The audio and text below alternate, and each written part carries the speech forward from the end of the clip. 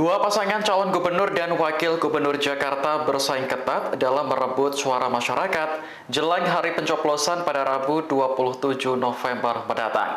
Keduanya yakni paslon nomor urut 1 dan 3, Ridwan Kamil Suswono dan Pramono Anung Rano Karno yang sama-sama didukung oleh tokoh berpengaruh. Dilansir Kompas.com, Ridwan Kamil Suswono mendapat endorsement dari Presiden Prabowo Subianto dan Presiden ke-7 RI Joko Widodo.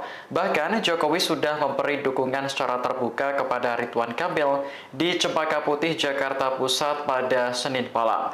Sementara itu, Pramono Rano mendapat endorsement dari dua mantan gubernur Jakarta, yakni Anies Baswedan dan Basuki Cahayapurnama atau Ahok.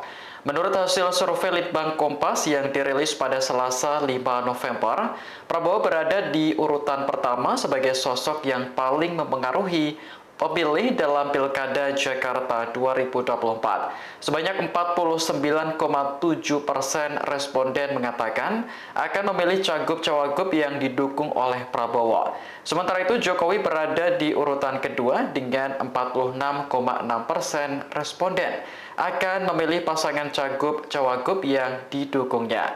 Adapun Anies dan Ahok menempati urutan ketiga dan keempat sebagai sosok yang mempengaruhi pemilih pada Pilkada Jakarta. Sebanyak 44,2% responden menyatakan akan memilih calon yang dipilih Anies, sedangkan 39,9% responden akan memilih calon yang didukung Ahok.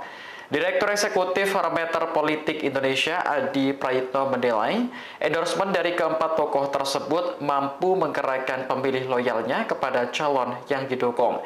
Namun soal seberapa kuat endorsement dari mereka harus disertai dengan dukungan terbuka seperti yang dilakukan Jokowi terhadap Ridwan Kamil. Adi menyebut pengaruh Anies sebenarnya jauh lebih kuat jika seandainya memberikan dukungan terbuka terhadap Pramono Anung ketimbang sekedar endorsement. Download Tribun X sekarang, menghadirkan lokal menjadi Indonesia.